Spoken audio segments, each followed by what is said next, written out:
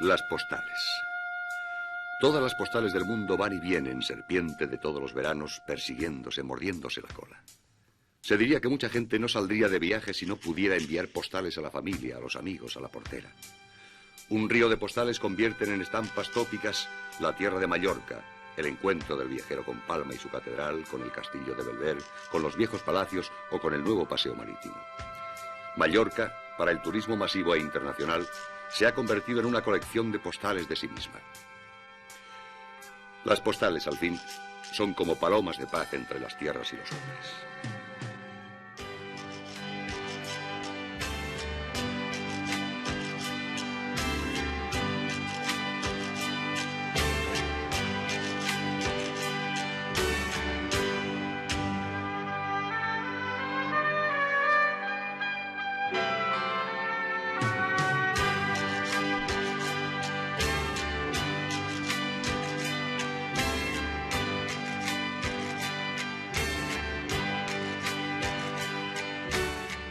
Hay otra palma detrás del decorado turístico.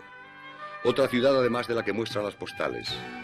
Más de la mitad de los habitantes de Mallorca viven en la ciutat, y esta es nueva y joven, una palma abierta y liberal que va camino de los 300.000 habitantes, y en ella viven y trabajan representantes de todos los puntos de España. De esa ciudad novísima se lamenta su esperanto arquitectónico, su ahorro de jardines y bibliotecas, su falta de parques para los críos, a cambio de ver crecer, lustrosos y petulantes, bingos y más bingos por todas las esquinas.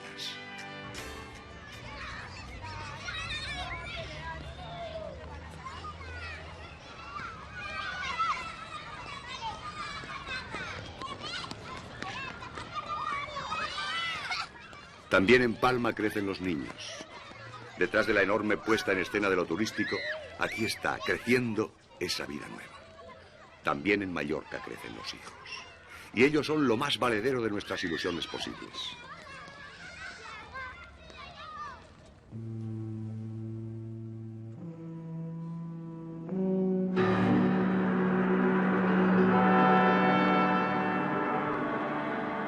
Federico García Lorca explicaba la atracción que ejercen las islas, diciendo que se piensa que el hombre puede gobernar y poseer mejor que ninguna otra tierra el orbe definido y cerrado de la redonda tierra limitada por las aguas. El nombre y renombre de lo balear comienza con un engaño. En los mapas se habla de Mallorca y Menorca, Ibiza y Formentera, pero el archipiélago está integrado por casi 100 islas e isletas más. Todo un Mediterráneo por descubrir, viajeros.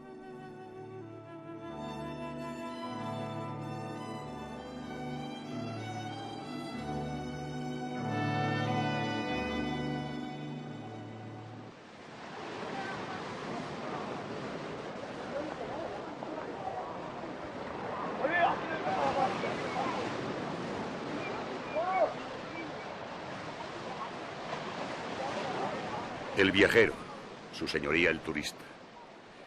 El turismo es trabajo, riqueza para la isla. Pero el turismo ha traído la balearización.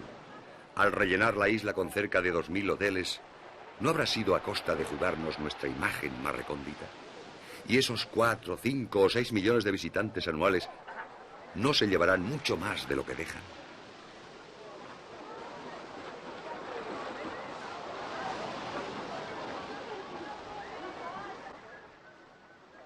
Un escritor isleño, Miguel de los Santos Oliver, decía que hay dos maneras de venir a Mallorca.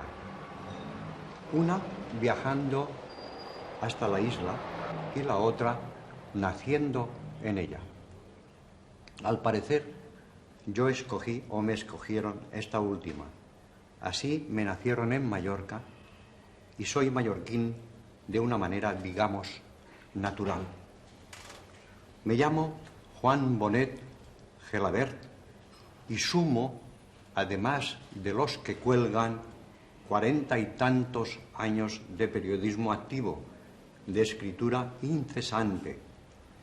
Estoy capacitado profesionalmente para la síntesis, pero Mallorca se resiste a ellas.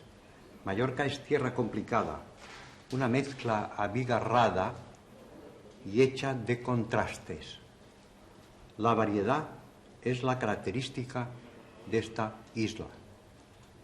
Montar esta visión sobre esta tierra mía no ha sido tarea fácil. Sí, este guión sobre Palma, sobre Mallorca, es un poco tendencioso. Es natural. Elegir, seleccionar, es dejar de lado lo que te disgusta o sencillamente aquello que no te interesa o que no crees necesario referir. Del mapa de Palma, lo que a uno le resulta más entrañable es su ciudad vieja.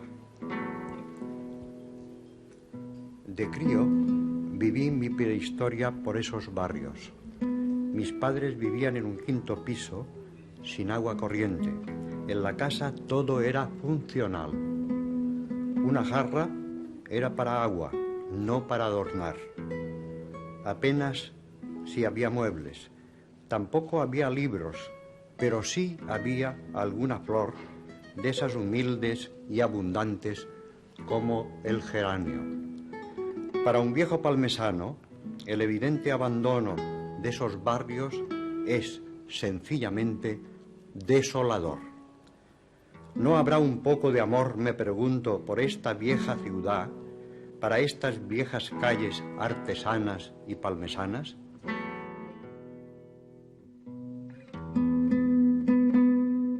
Ya casado, mi barrio, siempre dentro de esa Palma añeja y castiza, se ampliaría con nuevas viejas calles. Había comenzado una larga conversación. El matrimonio es una larga conversación, decía Bernat Shaw. Esta conversación con Mercedes, que todavía dura y que dure. Y aquí, en la vieja ciudad, en esta ciudad entrañable, nacieron nuestros hijos, Juan Ramón y María del Mar. Además de hacer periodismo activo durante muchísimos años, he perpetrado una veintena de libros y me salieron, además de torcidos, de muy variada índole. Aquí tengo unos cuantos. Si fuera rico, muchas veces lo he pensado, regalaría íntegramente las ediciones. Así por lo menos me iba a convertir en un bestseller de la amistad. Yo, como tantos niños, aprendí a leer la escuela llamada pública y aprendería a seguir leyendo, ya por mi cuenta, en la biblioteca pública. Leyendo se aprende a escribir, superior escuela de la escritura, como viviendo se aprende a vivir. Así va la cosa. Los niños también descubríamos la música en la calle.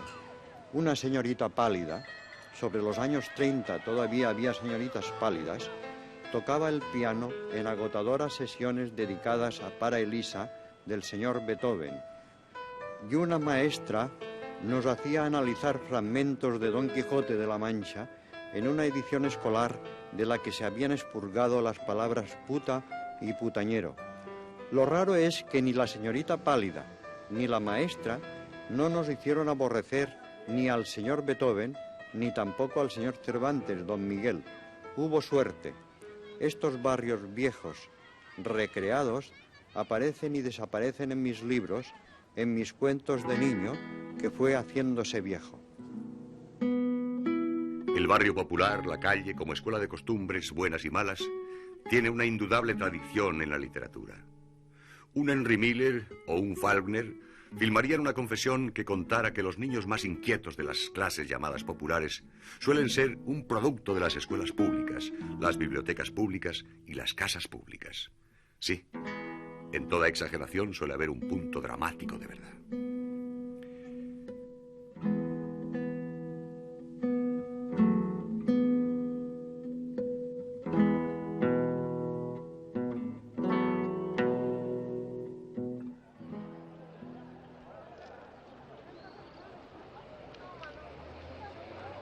El Paseo del Borne es el paseo por esencia de Ciutat, el más popular.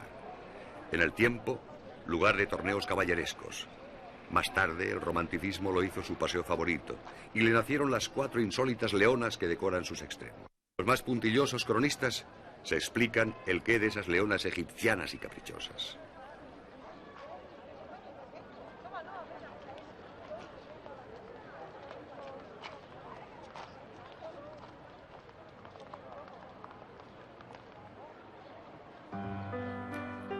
¿Lee mucha prensa, Palma? De entrada a Ciutat, amanece cada día con 4 diarios.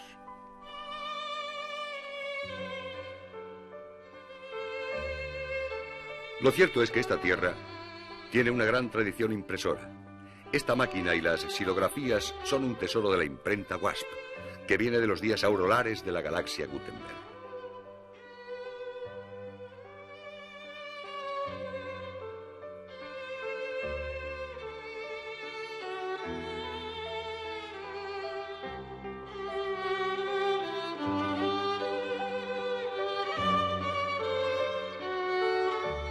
En 1931, la ciudad lo recordó con una lápida en pleno barrio viejo.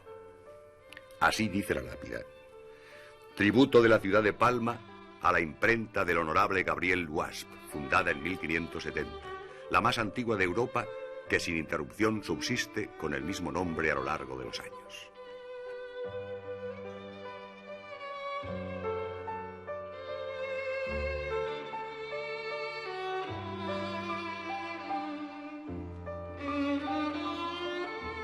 Otro antiguo taller de imprimir, el de Mosén Alcover, a quien un biógrafo llamó un homme de combat, lo era. Mosén Alcover puso en marcha el tesoro del Diccionari Català Valencià Balear, que continuaría y acabaría su discípulo Francisco de Borja Moll. Una obra capital de honda resonancia universitaria en toda Europa y América.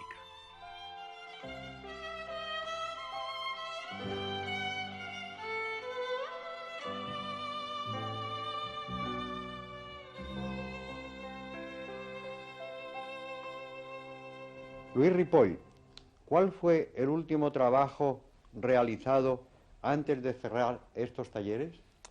El más importante y en serie diría que fue Papeles de Son Almadans. Después he realizado otros hasta hace 2 años en que clausuré definitivamente la imprenta como tal.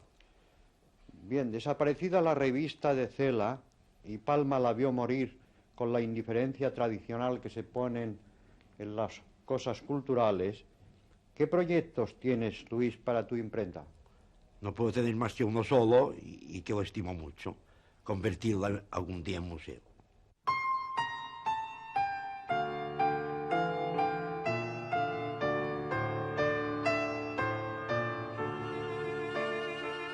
Estas calles estrechas y tranquilas, apenas sin tránsito, fueron el escenario del ultimísimo vivir del novelista Lorenzo Villalonga.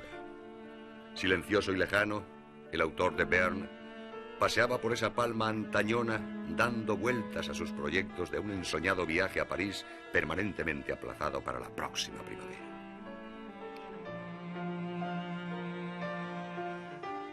A la ciudad vieja pertenecen también las Galerías Costa. Su creador fue el ibicenco don Pep Costa, firmado Picarol, que se hizo famoso junto a los Rusiñol, Opiso, Bagaría y Picasso, cultivando el dibujo social y político en las revistas satíricas barcelonesas de fin de siglo. Mientras, don Pep daría forma a su más ilusionada creación, el de un nuevo pueblo que se llamará Cala d'Or. Lo visitaremos.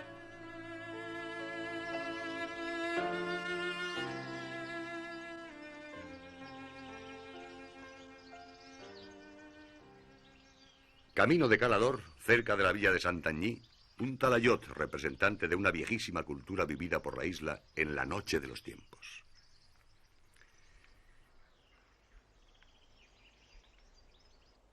En la vieja villa de Santanyí, su porta murada es un vestigio medieval. Y en Santanyí vive Blai Bonet, novelista, memorialista del arte, gran poeta de la isla. A Blai Bonet le pedimos una definición de Mallorca. Blai Bonet, escritor en esta tierra de Santanyí, novelista, sutil desmenuzador del arte contemporáneo, poeta de Mallorca. ¿Qué definición de esta tierra puede darnos el poeta Blai? Mallorca es una máquina de universalizar la aspiración humana. Y es una máquina de universalizar a causa del hecho de ser una isla, pero una isla de historia, y en la cual todas las épocas de la cultura occidental han quedado salvaguardadas, vivientes, pero sobre todo salvaguardadas por ese creador de selecciones, este creador de excepciones, que es el mar.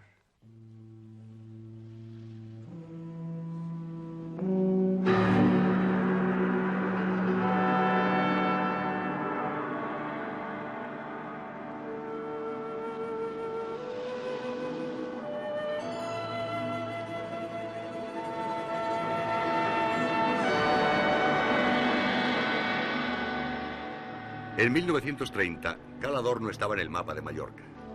Este trozo de costa isleña solo contaba para los contrabandistas de tabaco. Don Pep Costa quiso hacer de él un refugio de artistas. Anglada Camarasa, Domingo Carles, Sebastián Yuñet, el novelista Kellerman y la actriz Natasha Ramboa, viuda de Rodolfo Valentino, figuraron entre sus iniciales pobladores.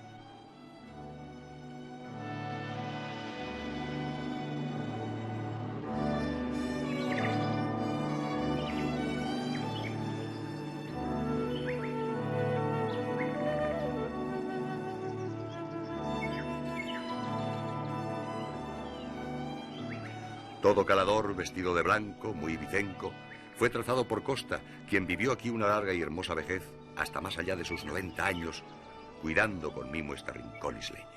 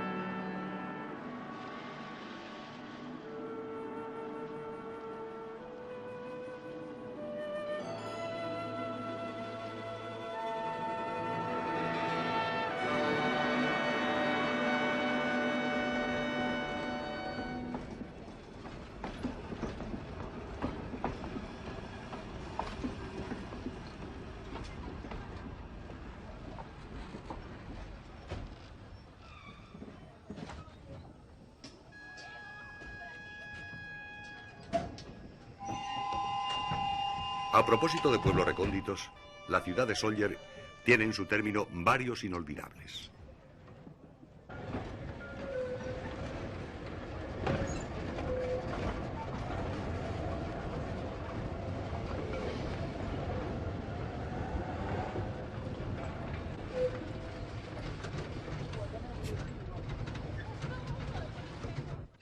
Sóller es famosa tierra de naranjales, ciudad residencial de jubilados que fueron especialmente migrantes a Francia. Su puerto, al que se viaja con los únicos tranvías existentes en Mallorca, es uno de los más resguardados de la isla. El viajero no dejará de visitar Vinyaraix, a 2 kilómetros escasos de Sóller.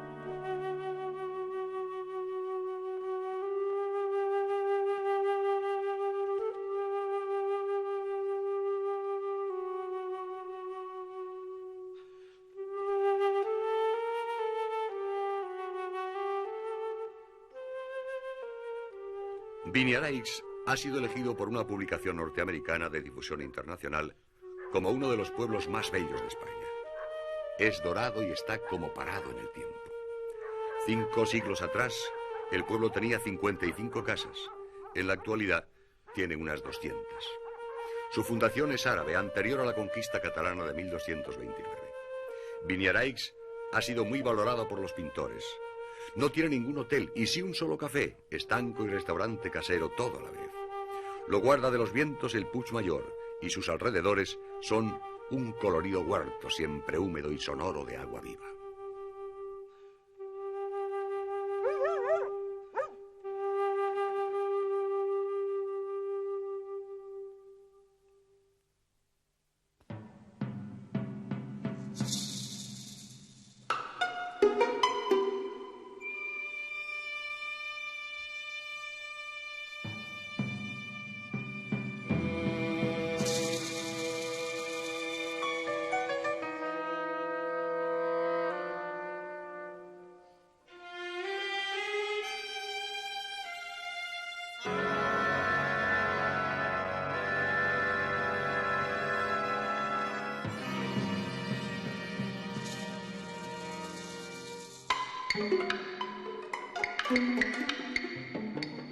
En la comarca sollerense, la Calobra y el torrente de Pareis son el símbolo de la Mallorca fantástica.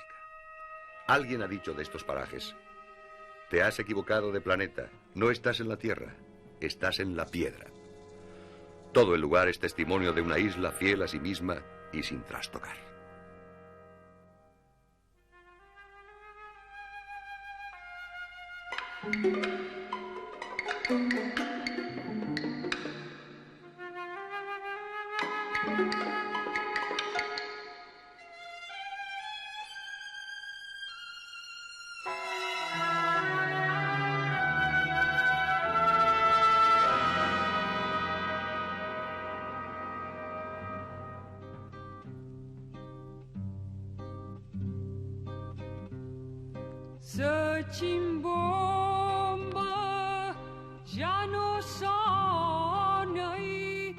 Y dejando atrás Oller, una mirada sobre Valdemosa, ya en el camino de regreso a Ciutat.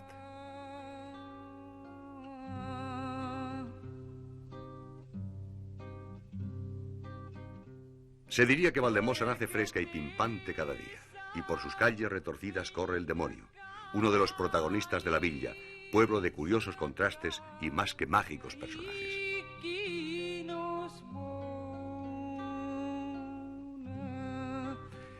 Pertenece a esta tierra Catalina Tomás, la santa mallorquina, nacida aquí en 1531. Una santa campesina, curiosamente escritora de cartas sabias a los mandamases de la época. Su vida, breve, murió a los 43 años, estuvo en trance permanente de acabose por culpa de los asaltos y cabriolas de un dimoni que con acento naif todavía se canta en las trovas dedicadas a la santa por el pueblo. Sor Tomaseta us sou? Ja vos podeu amagar, perquè el dimoni vos cerca i dins un pou vos vol tirar. Valdemosa expresa su amor a la santa desde las mismas piedras de las casas de toda la villa.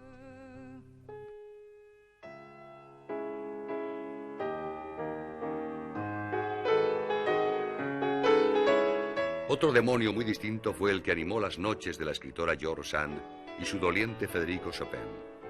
Ocurrió en 1838, en pleno mes de diciembre. La pareja vino a Mallorca desde Barcelona en un vaporcito de carga general llamado el Mallorquín. El demonio de la mala suerte persiguió a la pareja. El viaje fue malo, la estancia fría y el recibimiento de los mallorquines receloso. Chopin, tuberculoso, entró en varias crisis. Pese a ello, compuso en la Cartuja algunas de sus piezas y la Sand dio fama a un libro, Un invierno en Mallorca, contra todo este país, que curiosamente con el tiempo se iría convirtiendo en una especie de halago para todo lo mallorquín.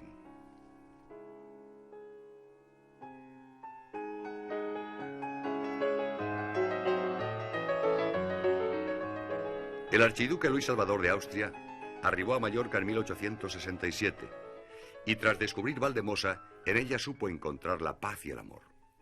Su historia es romántica y dramática. Toda esta ribera habla del archiduque y de su pasión humana por el árbol y la flor, por las criaturas y también por la cultura en la que viven. El archiduque, que conocía 14 idiomas y que llegaría a escribir en un mallorquín lleno de gracia, dejó una obra monumental dedicada al archipiélago. Su Die Balearen es un redondo documento donde se registra todo sobre este país. 8 grandes tomos que justifican una vida y exponen su amor por las Baleares a través de la escritura y la imagen.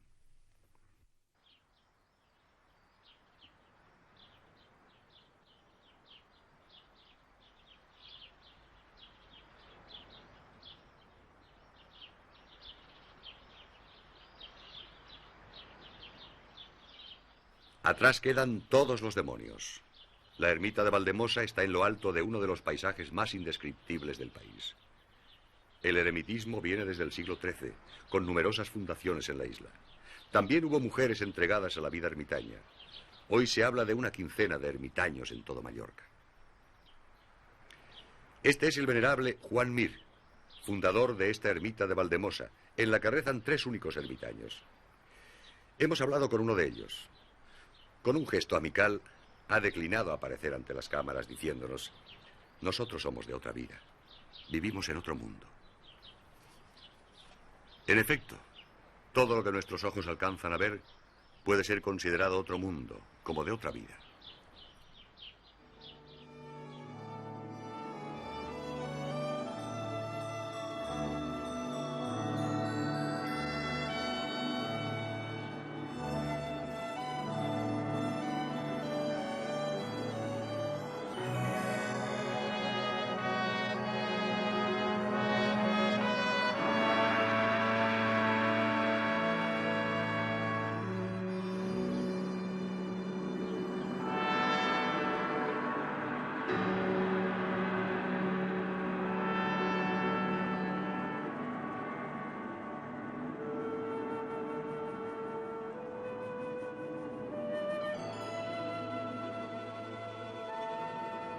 Un salto de 70 kilómetros, atravesando toda la isla para llegar hasta el puerto de Pollensa en busca de Formentor. En el puerto ha quedado instalado un museo dedicado a la obra de Anglada Camarasa. El pintor vivió aquí los últimos años de su vida.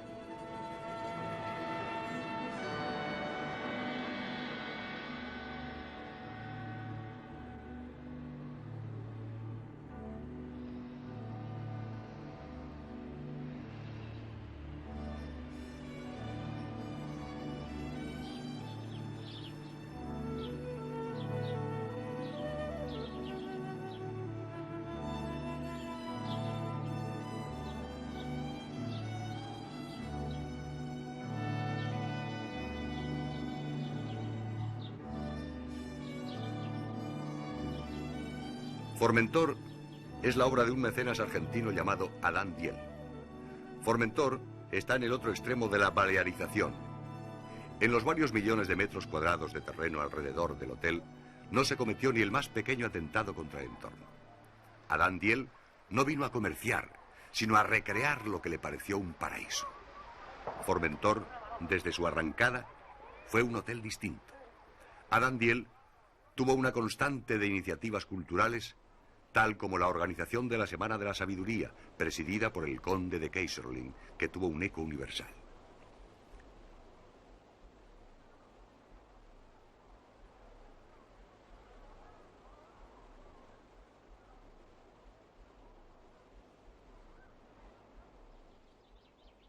La continuación de Formentor en el tiempo ha sido la trazada por su fundador.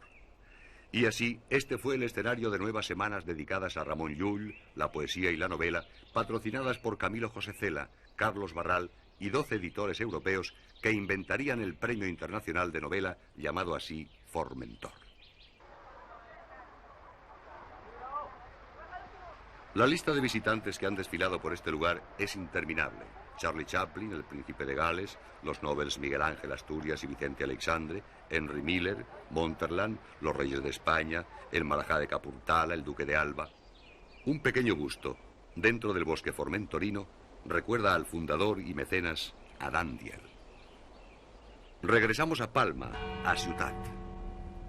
Esta es la plaza de Cort. Este reloj tiene nombre propio. Se llama En Figuera. Digamos de pasada que este edificio barroco del ayuntamiento data del siglo XVII y que lo enriquecen variadas obras de arte, entre ellas un San Sebastián, patrón de la ciudad, que se atribuye a Van Dyck. Estamos ya cerca del mediodía. Es la hora de tomarse un cafetito en la vecina plaza de Santa Eulalia.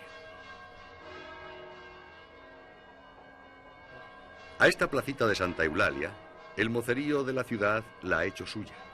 Todos los recorridos por la vieja Palma tienen que arrancar desde este punto, joven corazón de la ciudad milenaria.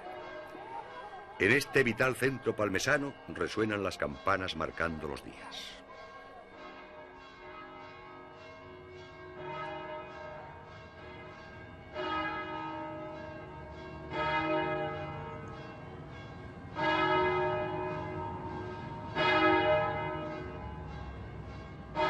Muchas de esas campanas tienen nombres femeninos: Bárbara, Antonia, Polonia.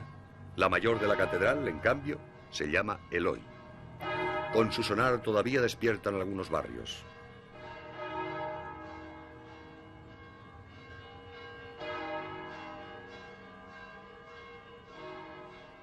Es en busca de la historia ciudadana por lo que vamos a charlar con el director del Museo de Mallorca.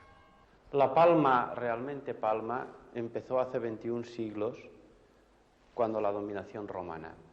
Pero, por desgracia, la tenemos a 4,5 metros de profundidad por debajo del nivel actual.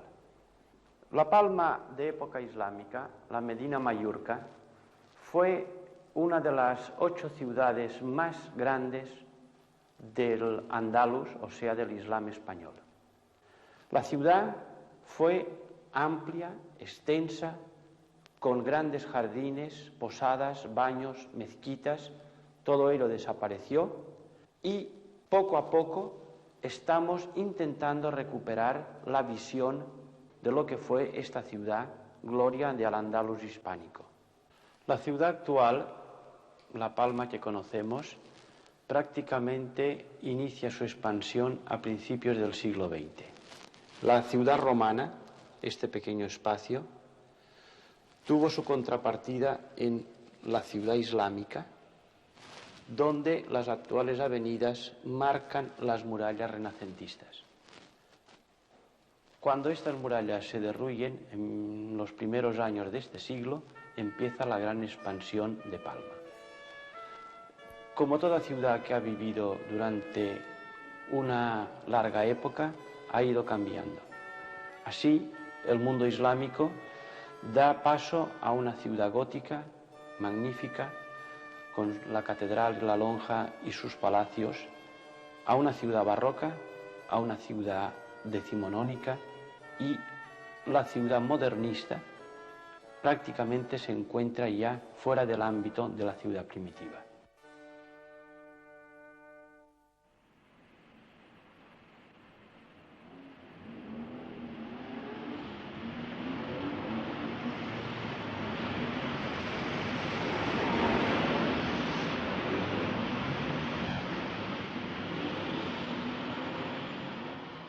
Dicen de Ramón Llull que escribió no menos de 3.000 libros. Es una exageración. Pero toda la vida de Llull fue una clamorosa exageración. Poeta, soñador, ermitaño, misionero, fundador de escuelas de lenguas orientales, reformador de todas las clases de la sociedad. Fue un loco de amor que quiso redimir tierras y hombres sin otras armas que la palabra. La ciudad lo evoca en su monumento con un libro entre las manos. Es lo justo.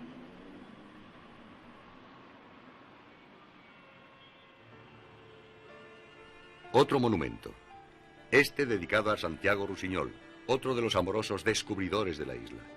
Rusiñol, pintor, poeta y escritor, no solo vivió esta tierra para pintarla, también le dedicaría el libro La isla de la calma, que según Pla es la más tierna de las obras rusiñolescas. Gran parte del secreto de la vida consiste en saber reír. La isla de la calma es una constante sonrisa. Vamos a decir palabras del capítulo Elogio de la ensaimada, mientras veremos hacerse y ensortijarse una genuina ensaimada mallorquina que irá saliendo de sí misma en manos del panadero. Son los panaderos los que hacen este producto de la pastelería típica. Atiendan.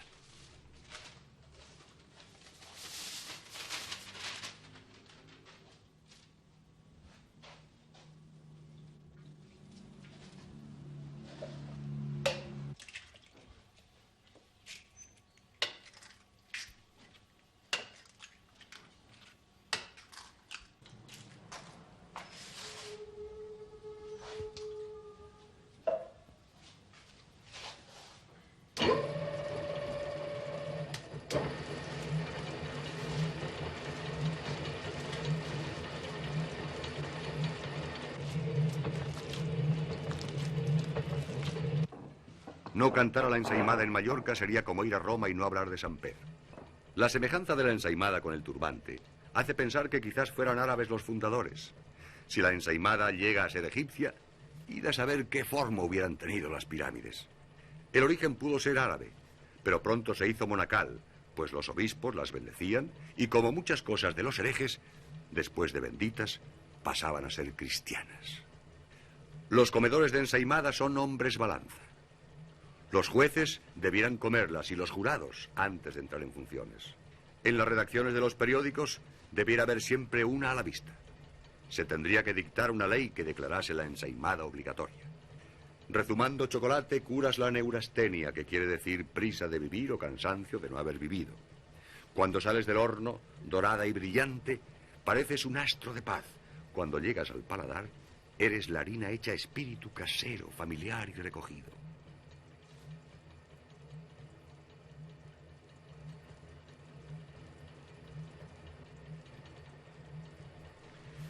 Mallorca te guarda y tú guarda Mallorca. Por la mañana, con el chocolate, preséntate radiante y blanda para borrar nuestros malos pensamientos. Líbranos de toda exaltación y de toda tentación, y déjanos vivir y meditar en tu isla de la calma cuantos años mejor. Amén.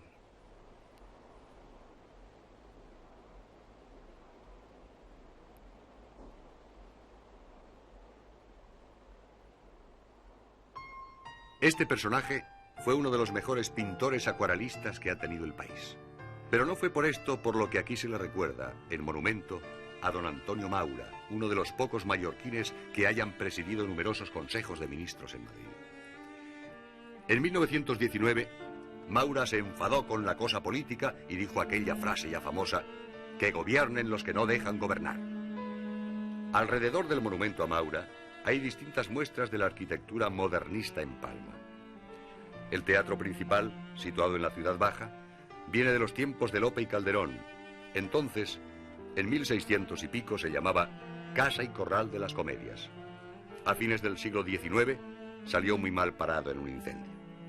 Con muy ligeras modificaciones exteriores y renovado interiormente, en manos ahora del Consell Insular de Mallorca, el Principal trabaja para la diversión y la cultura de nuestro pueblo.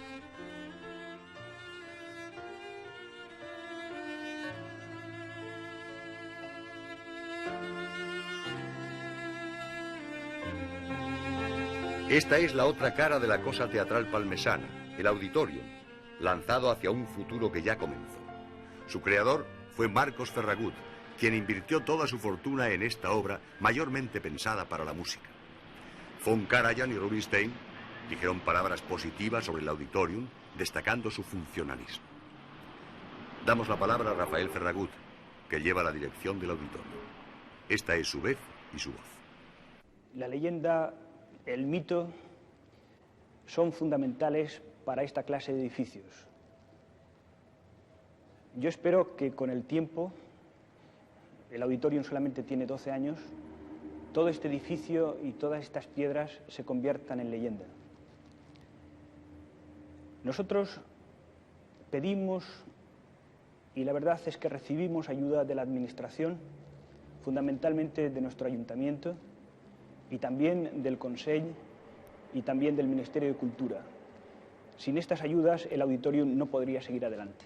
Y también es cierto que para las inversiones de capital y para las necesidades de tesorería necesitamos la ayuda de los bancos y de las cajas de ahorro. Y también la verdad es que conseguimos estas ayudas.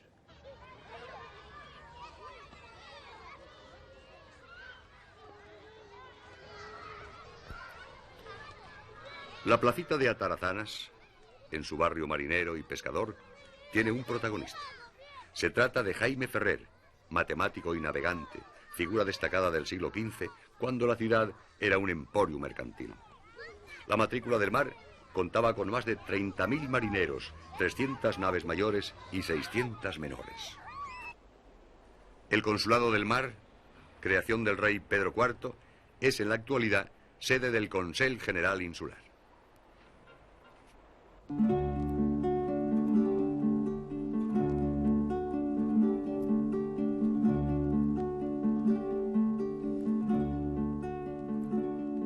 A la mar campanes, sols vaixells,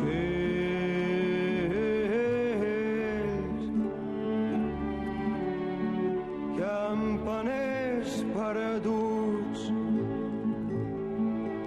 dins la boira. S'ha perdut una gavina, s'ha perdut dins la boira.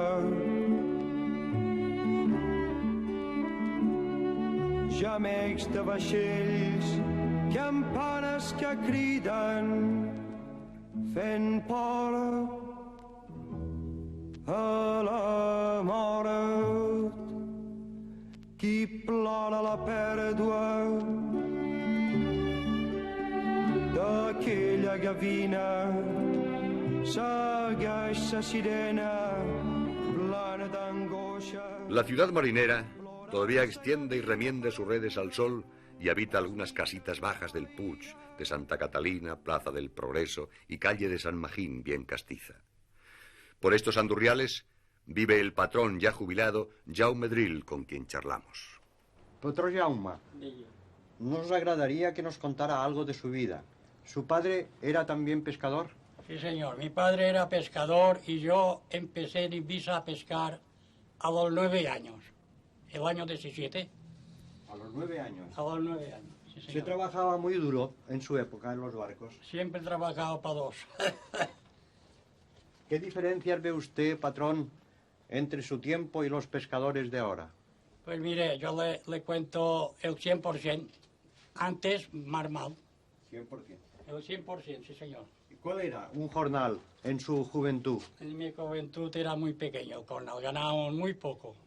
Ganábamos, cuando empecé, le pongo 15 pesetas, o 16, o 17 a la semana, pero Patrón, ¿cocinaba usted a bordo? ¿Le gustaba? Sé cocinar también, sí, señor. Empecé muy pequeño y pues aprendí lo que hacían los grandes. ¿Qué plato le gustaba más cocinar? Hacíamos muchas sopas de pescado y después arroz con pescado de banda y le hacíamos un poco de aioli. ¿Y cómo eran esas famosas sopas mallorquinas a la marinera? Yo siempre las he encontrado buenas y ahora también las hago. ¿Cómo eran? ¿Cómo las hacían? Pues mire, caldo de pescado. Le picábamos un poco de ajo y un poco de perejil. Sí.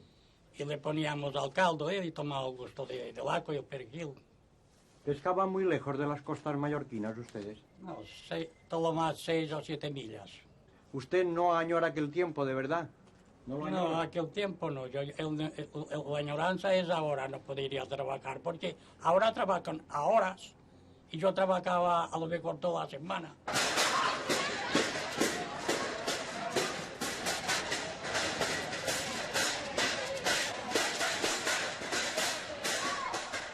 Palma tuvo un espíritu burlón y festivo en sus barrios. Su enorme crecimiento la ha hecho más ceñuda e insolidaria. Se diría que al aumentar los porteros automáticos disminuyó la capacidad de contactos entre unos y otros y la ciudad espiritualmente se empobreció.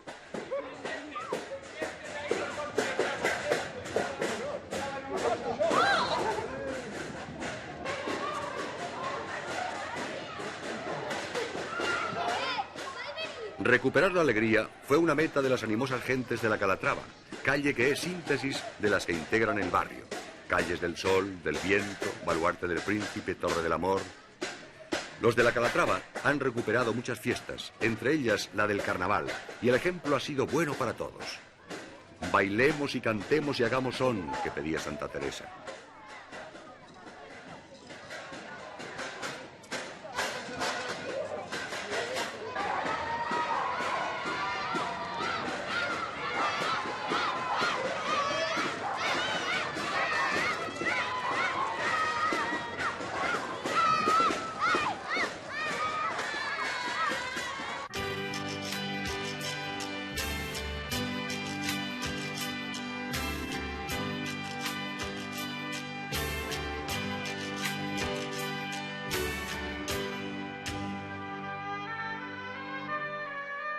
Barrio de pequeñas casas y chalés de más generoso jardín, el terreno fue lugar de veraneo de una cierta menestralía y pequeña burguesía allá por los comienzos de siglo.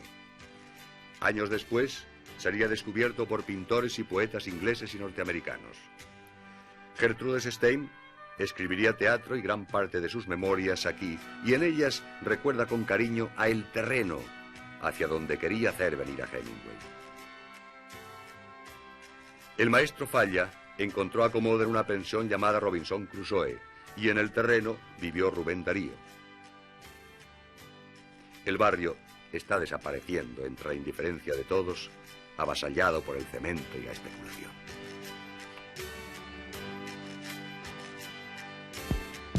De noche, el terreno, con su animada plaza de Gomila, punto de reunión y cita, se regala con músicas y colorines parpadeantes. Pero esta de la noche terrenal es otra historia que diría un clásico del todo inglés.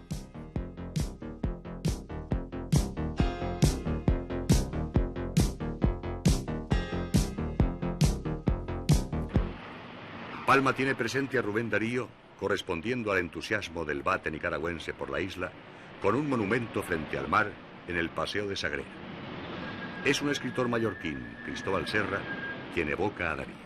En 1906, concretamente en noviembre, Rubén Darío llega a Mallorca.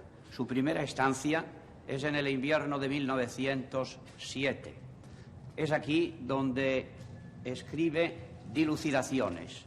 Dilucidaciones es una especie de manifiesto que parece dedicado a los poetas españoles. La influencia de los héroes de Carlyle está en este manifiesto, y a partir de ahí la sinceridad será la virtud cardinal de Darío.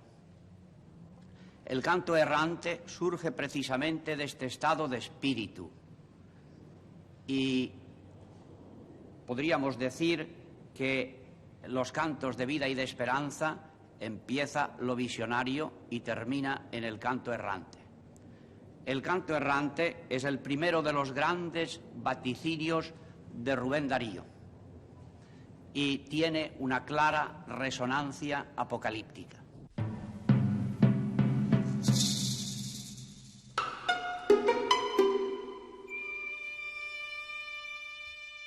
Inagotable el lirismo que nace de la tierra mallorquina, incontable el número de sus poetas.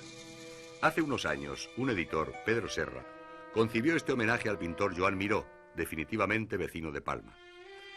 Es un libro y muestra de la admiración de 19 poetas mallorquines, entre los que hay uno con certificado de nacimiento en Gran Bretaña. Roberto Graves, quien lleva más de media vida de residencia y escritura en la isla, donde nacieron sus hijos y lo más florido de su obra novelística. Joan Miró puso su personal caligrafía a cada uno de los poemas dedicados a su arte universal.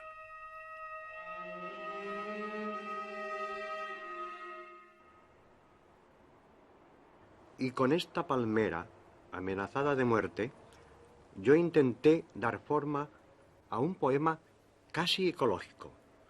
El ayuntamiento palmesano había decidido cargarse esa palmera en la reforma de este jardincillo de la Reina.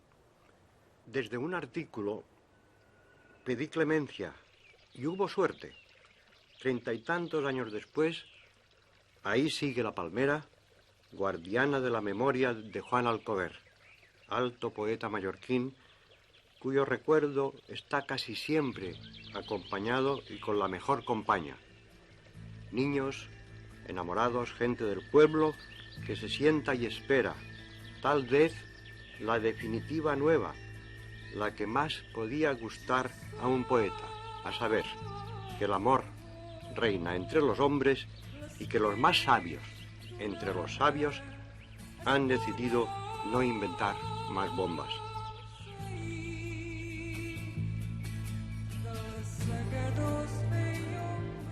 Hoy también yo he venido a esperar aquí, acompañando al poeta. He prometido a mi nieto David ir con él a hacer unas cuantas fotos. Fue otro alto poeta, Rainer Maria Rilke, quien decía: toda mi infancia está a mi alrededor. Nunca estoy solo. Uno pasa bastantes horas de soledad. La escritura, ya se sabe, te obliga a estar más solo de lo que quisieras.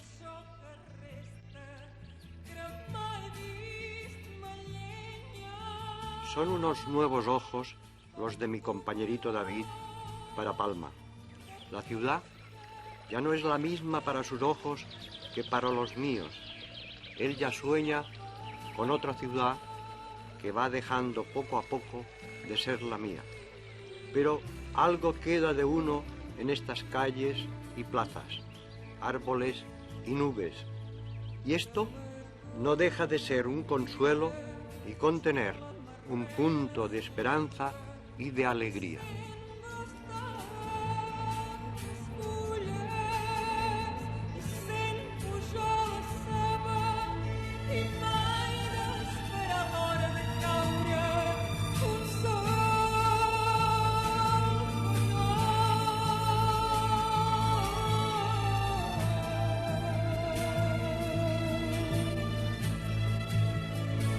ferida mostra la perla d'una branca s'enxorra